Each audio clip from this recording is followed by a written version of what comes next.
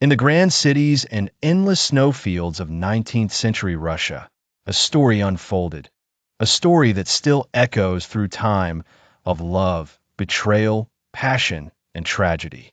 This is the story of Anna Karenina, a woman who dared to love against the rules of her world.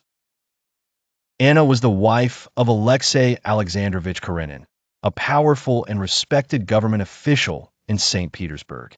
Their marriage was proper, polite, and cold, a union of duty rather than of heart. Anna was beautiful, intelligent, and admired by society, yet her soul was restless. She longed for warmth, for something real, something beyond the walls of luxury and reputation. One winter evening, Anna traveled to Moscow to visit her brother, Stepan Oblonsky, whose marriage was falling apart. It was there, at a crowded railway station, that fate introduced her to Count Alexei Vronsky, a young, charming officer with piercing eyes and a smile that carried both danger and. The moment their eyes met, time seemed to stop. For the first time, Anna felt the kind of heartbeat she had only read about in novels. At first, she resisted. She told herself it was wrong. She was a married woman, a mother, a respected figure in society. But love, when it's true, doesn't ask for permission. And soon, what began as glances and whispers turned into something deeper, a forbidden flame that consumed them both. Vronsky followed her to St. Petersburg, and soon, the city was filled with rumors. Whispers in ballroom corners, hidden smiles, and knowing looks. Society saw everything, but spoke in silence. Anna's love for Vronsky grew stronger, but with it came fear. Fear of losing her place in the world, fear of losing her son, and fear of the judgment that would soon come crashing down. Karenin, her husband, knew of her affair. He was not a cruel man, but he was a man of rules, a man who cared more for reputation than emotion. He begged her to end it quietly, to keep up the image of a perfect marriage. But Anna refused to live a lie.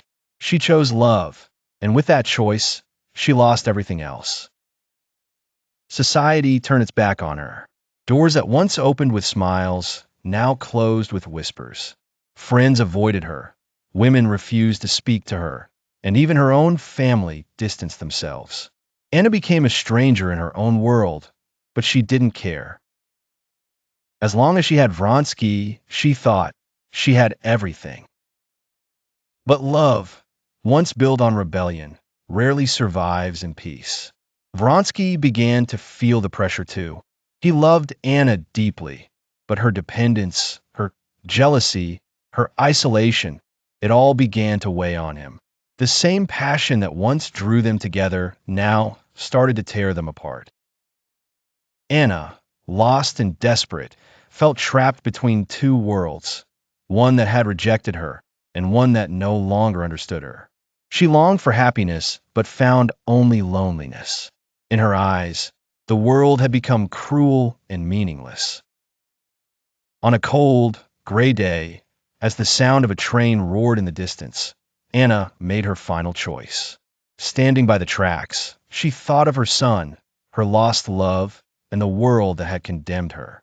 And then, with a heart too heavy to bear, she stepped forward into the darkness, into silence. The train thundered past, and Anna Karenina, the woman who dared to love against the rules, was gone.